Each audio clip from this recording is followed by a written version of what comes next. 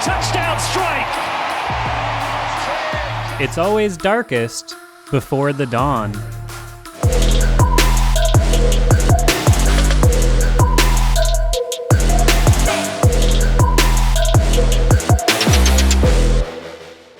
Welcome back to 5-Star Matchup.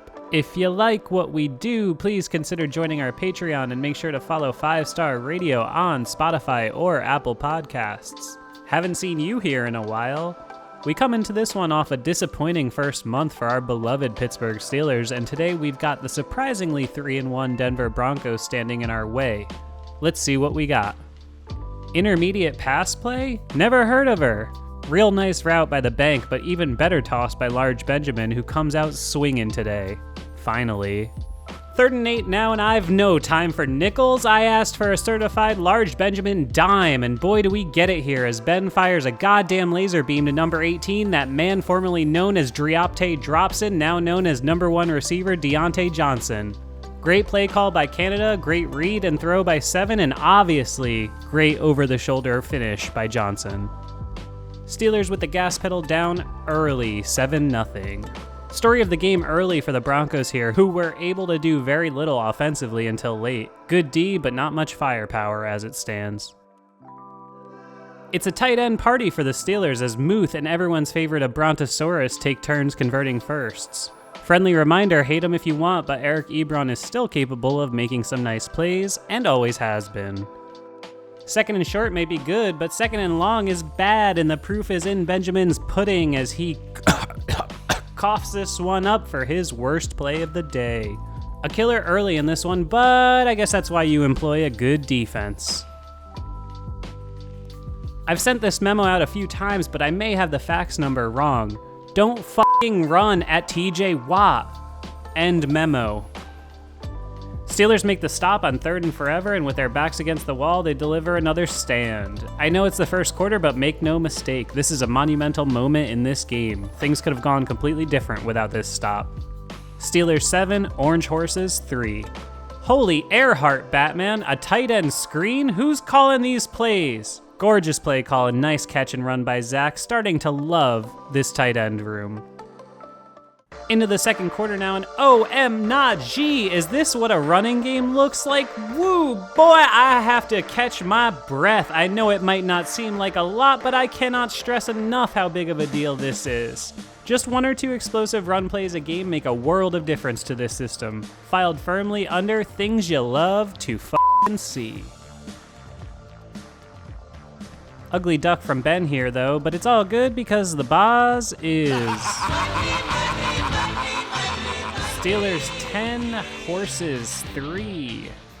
3rd and 1 now with a chance to get it back, but it's Javonte who's Javoff to the races, and I assure you this one's firmly under things you hate to see. Looks like Minka takes a bit of an aggressive angle and whiffs on what should be a relatively easy tackle, and I think that speaks a little bit to Minka's overall game this year. Just looks to me like he's pressing. But hey, you know, that's why you gotta go out and get a first rounder at every damn position. Devin Bush does what he's capable of here, and he flies through the line to make all kinds of trouble for Teddy Two Gloves for a huge sack. As I've said before, Bush has been a little bit of a misunderstood player at times, and I sincerely hope they're willing to put him in more situations like this. Let him impact the game. McManus knocks it through, and it's a 10-6 game. Little bit of an oucher on this play. Sweep handoff goes to Juju, and he lowers that shoulder, but perhaps a bit too hard, and he comes up in a heap of pain. Here's hoping it's not too bad, but certainly looked like a dislocated shoulder or broken collarbone to me. Youch. The thing is, though, that Roethlisberger's feeling a little heavy in the pocket, so he decides to make a quick stop at the bank, who is mystifyingly covered by Von Miller, and I gotta wonder aloud if we traded Coach Butts mid-game. Yikes for the horse boys, but big play for the black and gold. Don't look now, but Deontay Johnson is creating problems for defensive players in this league. 2 plays after the PI, and it's the Najman jumpeth for his 2nd TD in as many weeks, and man oh man, that pick just looks better every single week. A workhorse we indeed have, folks. Because we're not allowed to be completely happy about anything, the Broncs grab a first, but fall behind on a second and long. Nice coverage play by new Mike Hilton, aka Arthur Mollett, which leads to a throwaway on third and one last Steelers possession before half. Interesting coaching decision as Pittsburgh goes very conservative with 90 seconds, a hot offense, and 2 timeouts on the board. Not sure I agree, but what say ye? Personally, I think Mike T was just content to get out with a good half under his belt after this stretch. Let me know what you think down below. Either way, we head into the half, Steelers 17, Broncos 6.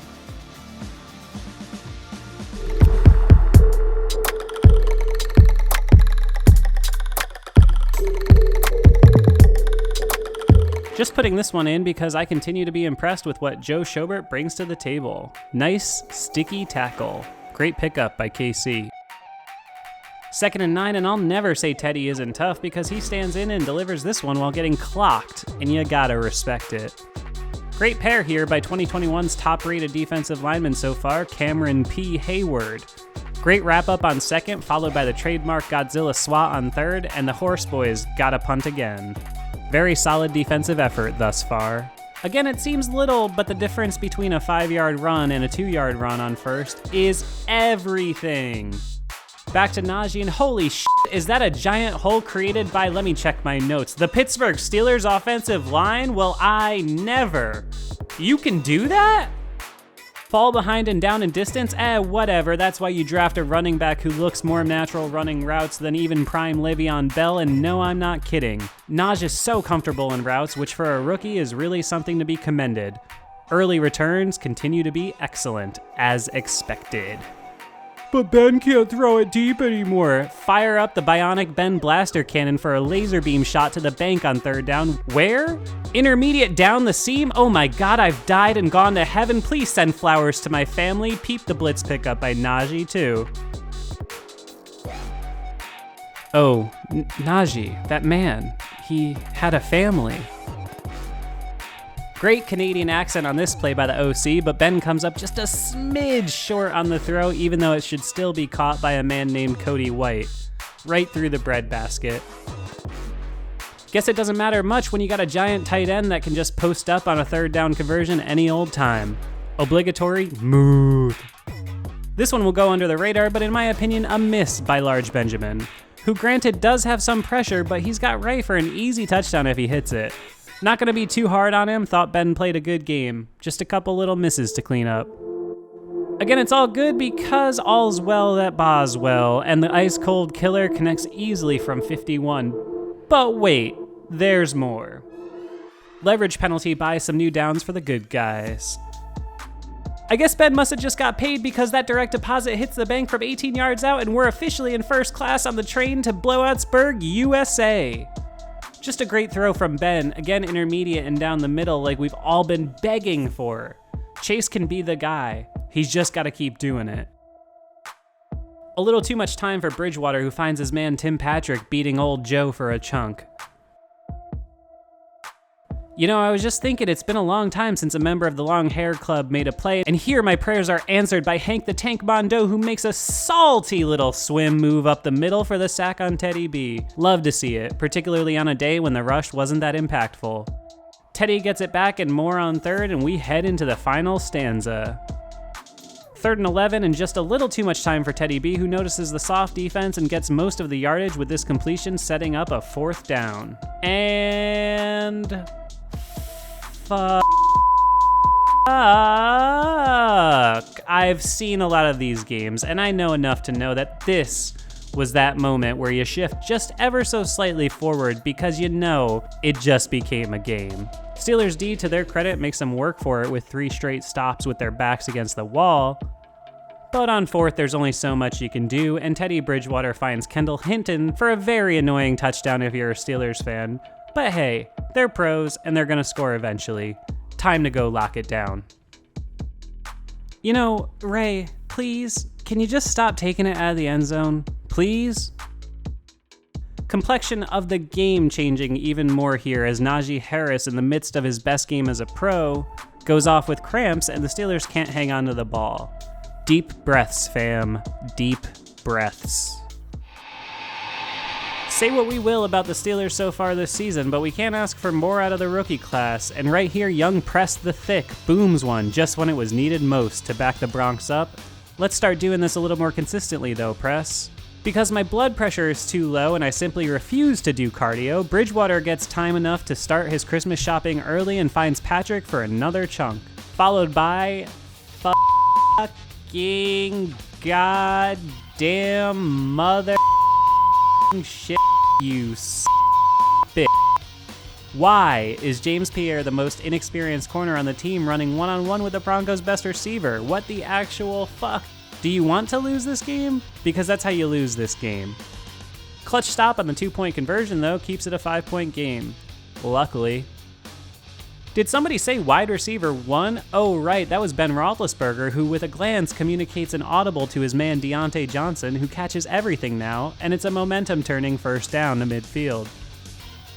More time for Ben here, and dare I say the line's getting better, but he finds the bank for another grab and go, and you gotta love this finish by Claypool, who's aware of the clock and slides down in bounds to keep the clock running. Love it. Another great play and throw by Ben. Close, but no cigar, which is actually an apt way to describe Benny Snell as an NFL running back, but it's no hate. Just a 4th and short. We can debate whether they should have tried to end it here, but I don't know if I disagree with taking points. Because Boz is money in the bank, you know he connects. Steelers 27, Horse Boys 19. Prevent? I barely even vent. Steelers go soft 5 minutes too early, and I, for one, hate to see it. Bridgewater stands back and picks his targets down the field, setting up a 2nd and 5. With time, he waits and delivers this one high and deep, and oh man, Pierre Island was this close to ending it. Nice coverage and good play by James, but man, you'd love to see him pull that one in. Too much time! Now we're giving him enough time to drop dimes to other quarterbacks. Simply unacceptable for the Butler defense that was truly so good most of this game. Broncos in prime position to tie it up with a minute to go. Joe may not be great in space anymore as he slows down with age, but the man still knows how to play his position as well as anyone. Great breakup on first. More of the same on third by Cookie's favorite son, who just continues to get better, and we head into a pivotal 4th and goal, and our 5-star player of the game.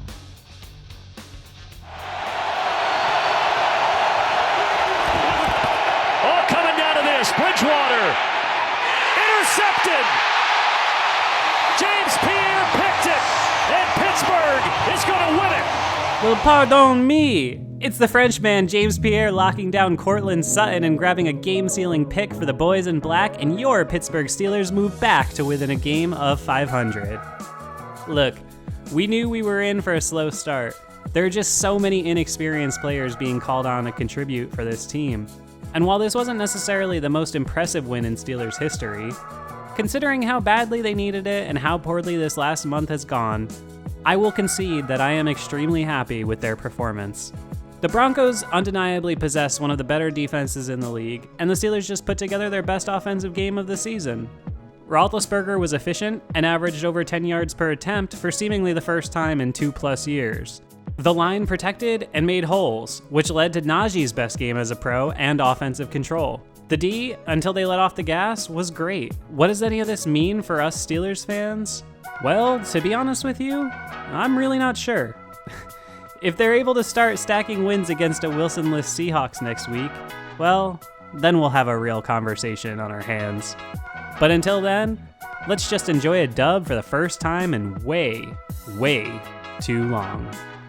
Here we go. If you're still here, why haven't you joined our Patreon? It helps us out big time if you can give just a couple bucks a month, but if you can't, that's all good too. Just make sure you watch and share. And if you don't yet, make sure to follow 5 Star Radio on Spotify or Apple Podcasts. See you next week.